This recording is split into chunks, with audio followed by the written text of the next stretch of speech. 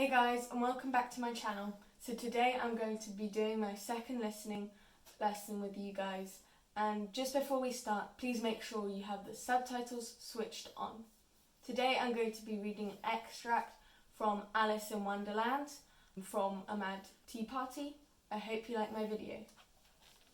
There was a table set out under a tree in front of the house, and the March Hare and the Hatter were having tea at it. The Dormouse was sitting between them, fast asleep, and the other two were using it as a cushion, resting their elbows on it and talking over its head. Very uncomfortable for the Dormouse, thought Alice. Only it's asleep. I suppose it wouldn't mind. The table was a large one, but the three were all crowded together at one corner of it. No room! No room! They cried out when they saw Alice coming. There's plenty of room, said Alice indignantly, and she sat down in a large armchair at one end of the table. Have some wine, the March Hare said in an encouraging tone. Alice looked all around the table, but all she could see was tea. I don't see any wine, she remarked. There isn't any, said the March Hare. Then it wasn't very civil of you to offer it, said Alice angrily. It wasn't very civil of you to sit down without being invited, said the March Hare. I didn't know it was your table, said Alice. It's laid for great many more than three. Your hair needs cutting, said the Hatter.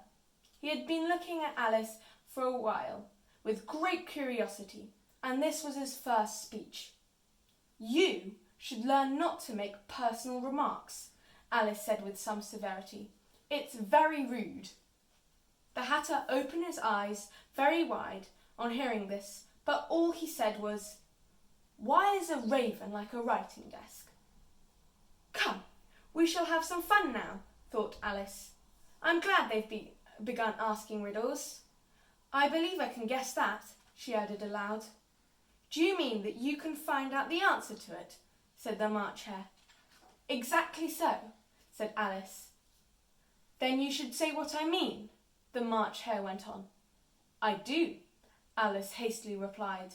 At least, I mean what I say. That's the same thing, you know. Not the same thing a bit, said the Hatter. Why, you might just as well say that I see what I eat is the same thing as I eat what I see. You might just as well say, added the March Hare, that I like what I get is the same thing I get what I like.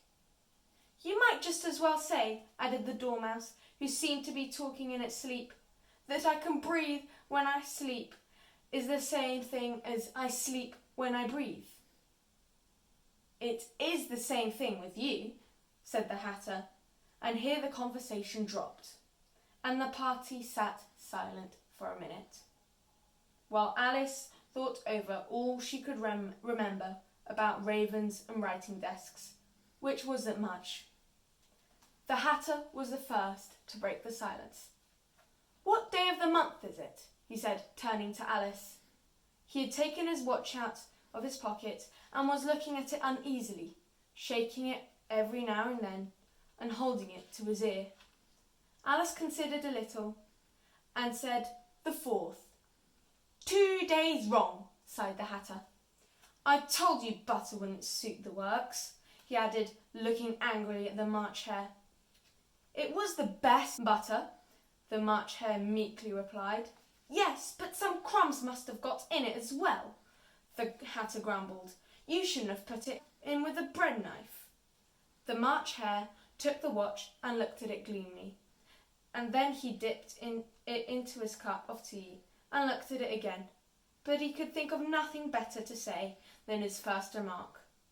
It was the best butter, you know. Alice had been looking over his shoulder with some curiosity. What a funny watch, she remarked. It tells the day of the month and doesn't tell what o'clock it is. Why should it? Muttered the Hatter. Does your watch tell you what year it is?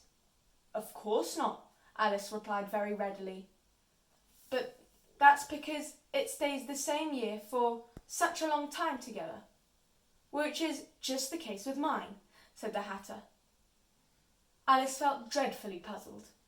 The Hatter's remark seemed to her to have no sort of meaning in it, and yet it was certainly English.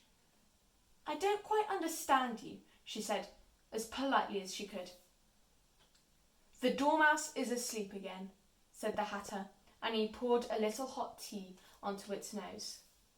The Dormouse shook its head impatiently and said without opening his eyes, of course, just what I was going to remark myself.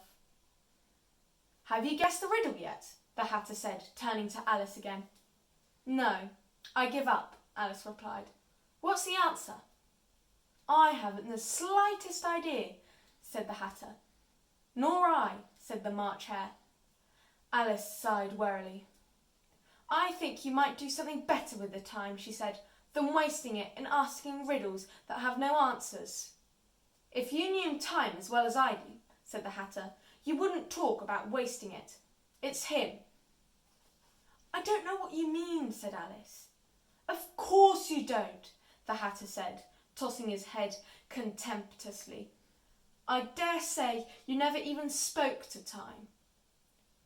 Perhaps not, Alice cautiously replied, but I know I have to beat time when I learn music. Ah, that accounts for it, said the Hatter. He won't stand beating. Now, if you only kept on good terms with him, he'd do almost anything you liked with the clock. For instance, suppose it were 9 o'clock in the morning, just time to begin lessons. You only have to whisper a hint to time, and round goes the clock in a twinkling. 1:30, time for dinner. I only wish it was, said the March Hare to itself in a whisper. Thanks for watching my video, and please feel free to give me feedback in the comments down below. And if you liked my video, please don't forget to like and subscribe. Stay safe. Bye!